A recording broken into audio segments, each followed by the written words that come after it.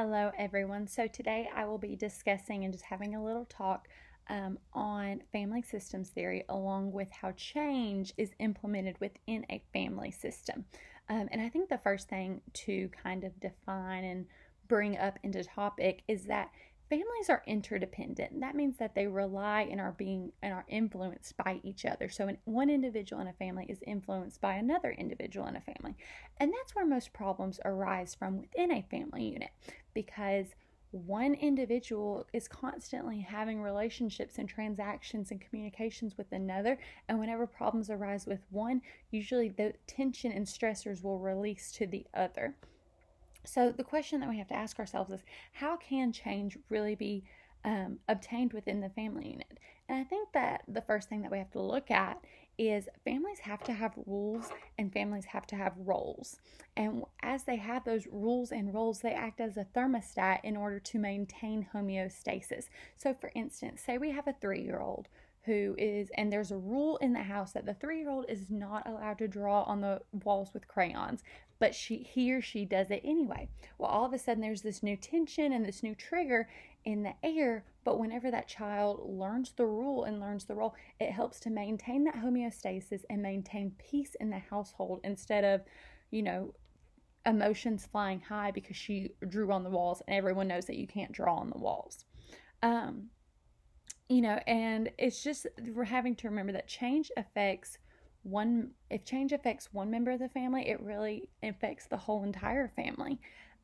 So whenever a family member has a structured and chooses to change, it is going to change the family system as a whole. So we have to look at, how do we assist with change within the family? Like, what are some things that will help this family obtain change, especially as social workers? We are change agents. We want to see people, healthily change. And one of the greatest ways to see change is called second order change. And that's just a conscious, permanent attitude shifts that results in new behaviors. And basically what it says is that not only am I as the individual going to change, but also the rule is going to change. So for instance, take us back to the kindergarten or the 3-year-old. This might sound silly, but let's say that now the rule changes where she can draw on the wall. She can be artistic and she can be creative, and then we allow her to. Well, now we don't get upset whenever she draws on the walls because that's the new rule. So second order change just allows for, more fluidity and allows for everybody to understand, what the governing law is here. So that way no stressors are caused whenever change does occur. Um, Change can positively be affected whenever someone is very certain of the change and that they're conscious of it, that they're going to change their attitudes, they're going to change their behaviors, they're going to change their relationships, they're going to change their rules about the interactions. And that whenever you're very intentional with it and share within the family structure how the change is going to happen, it's more likely to be meaningful and to stay consistent within that family system. Things that often impede change from occurring can include things like triangulation. So what that basically means is that family systems are the most simple form are triangles. So you say, we'll take a nuclear family, for instance. You would have a father, you would have a mother, and you would have a daughter. Well, whenever one of those relationships starts to begin stress, then other subsystems will begin to see such stress. So for instance, if the parents begin to fight, then the child is then going to take her stress from seeing her family members fight and take it into school or take it into her classroom. Or she'll take it onto her sports team, or she'll take it, into her grandparents' home as a way to release the stress that she's feeling. And thus there's no proper or healthy way to bring about change in the home. Another unhealthy way or something that might get in the way is, we already talked about second order change, but now we can look at first order change. And first order change basically says that I'm going to change, but the rule in the house is not going to change, which makes it very difficult if, you have a standard, but then the it already decided that they're not going to stick to that standard, but the standard's going to stay. along with pressure from others to change. So we see this a lot in husbands and wives saying, like, you did this and you did this and you need to change in this way. And husband, if you would just come home from work earlier, instead of him actually wanting to change, that can definitely be an issue in and of itself in order to change.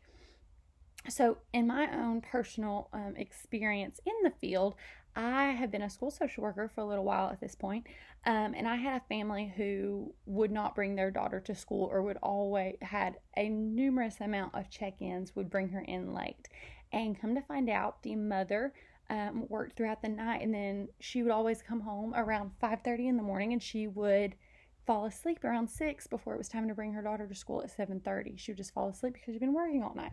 Well, meanwhile, dad works from home, but the rule in the house is that mom is in charge of the kids in school. And so it's mom's responsibility, until one day we had a family meeting.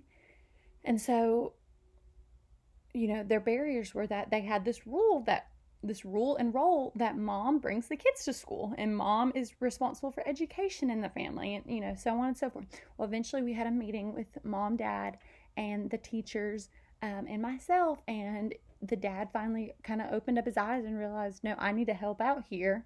And there was positive change. The daughter started coming to school late. We didn't have any more tardies. And it's all because he accepted a new role and a new rule and took it upon himself for change. So definitely a great example to see how a family system stressors, because, the thing was that they were about to be truant. They were about to have to be taken to court. So that stressor in a crisis situation allowed for change to happen from the dad, which was great. So if we ever look at the Chinese proverb that says crisis is opportunity on the tail of a dragon, well, that seems super duper intense. But basically what I think it means is that crisis is going to come, and it's going to sit on the edge of something. Something is going to happen that's going to whip its way in or out, and you have the opportunity to either grow from it or glean from it. And so you can either, take it like the dad did and, accept a new role and grow, or you could, in this case, not. And now you're, in truant court. Now you're having to go to jail for, an X amount of time because you didn't, come up. So every crisis situation offers the opportunity to change, especially in family preservation.